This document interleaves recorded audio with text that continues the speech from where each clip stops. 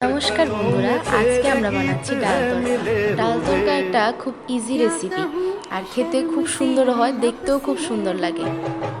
সকালেই উঠে একটু চটপটা খাওয়ার ইচ্ছে ছিল, সেই জন্যই ডাল তড়কা করে নিয়েছি চট করে, তার সাথে পরোটা করে নিয়েছি। সবাই বলেছে খেয়ে যে খুব সুন্দর হয়েছে খেতে। তোমরাও কমেন্ট করে জানিও কেমন হয়েছে দেখতে।